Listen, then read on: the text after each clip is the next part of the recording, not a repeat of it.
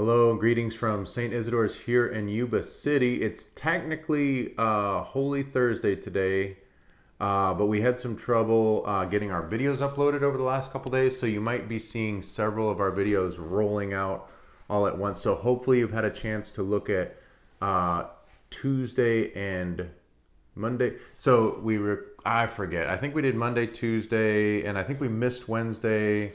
So anyways, here we are. It's Thursday. Hopefully you can watch this at some point if the internet powers allow us to get it up there. But with it being Holy Thursday, we of course are arriving at the Holy Triduum this evening. And we are entering into the celebration of the Lord's Supper, the liturgy where we would often, in a normal year, have the washing of the feet. This image is an image, an icon of the Last Supper. You can see Jesus here. And then this is the beloved disciple, John, the youngest apostle. And in the account from John, he's leaning against the heart of Jesus. The question that he's actually described as asking is Peter tells him, hey, find out who is this guy that Jesus says is going to betray him. So that's technically the conversation that's going on. But of course, visually and of course, iconographically, it's that incredible closeness, that union of hearts that St. John is able to lean up against the heart of Jesus and be so close. And then of course here you also have the meal from the Last Supper. Here the bread even has a little cross incised in the top of it. And then here the bowl, the chalice. So an appropriate image for us as we approach the Last Supper. But we're also making our way towards the end of Hebrews. We hope to have this done by Saturday, by Holy Saturday. We'll see how that goes. Today we're going to pick up Hebrews chapter 12, verses 1 through 13.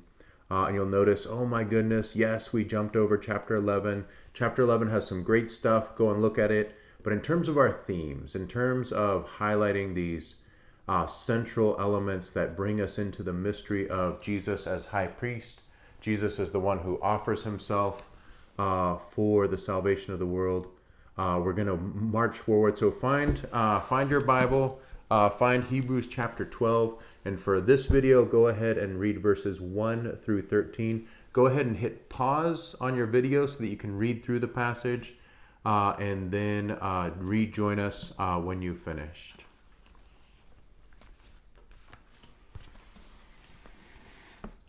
So here we are back. Just so good. We've seen from the very beginning of Hebrews that the reason why Jesus does the things he does is so as to bring us into, to make us participants in this victory, in this triumph, in this glory.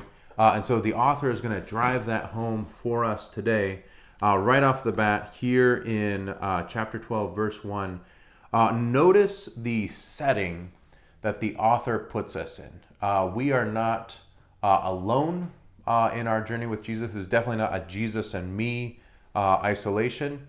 Instead, here he says, since we are surrounded by so great a cloud of witnesses.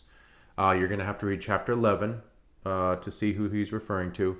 But since we are surrounded by so great a cloud of witnesses, a very clear sense for us as Christians, for the author and for his readers as early Christians, a very clear sense that we live in the communion of the saints, that we live in this fellowship with those who have gone before us.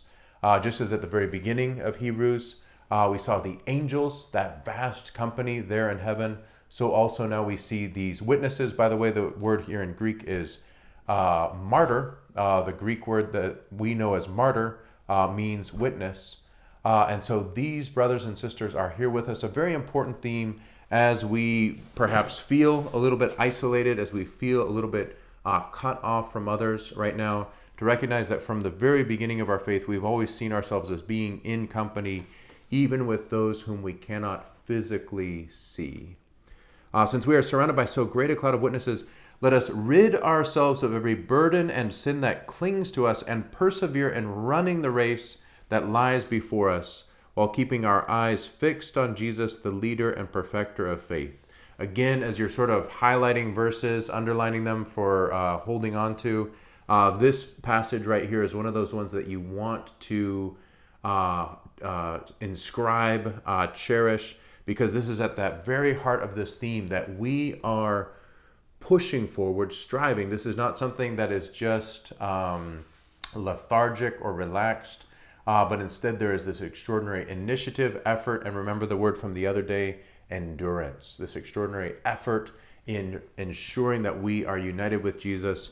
If you've ever run a race, one of the elements there is that you do have to push yourself harder than you would have wanted. You have to push yourself to go faster than you think you are capable of. And nevertheless, this is exactly what we are called to.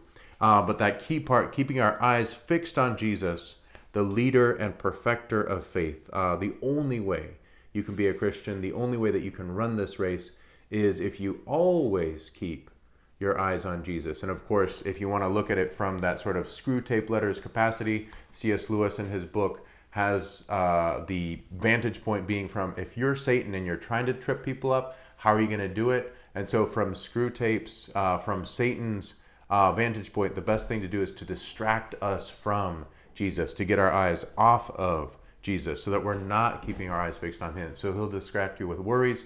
He'll distract you with how terrible of a person you are. He'll distract you with family conflicts. He'll introduce all sorts of things so that your eyes are not fixed on Jesus. So pretty easy to see what our enemy's tactic is going to be based on this clear principle of what is necessary for us.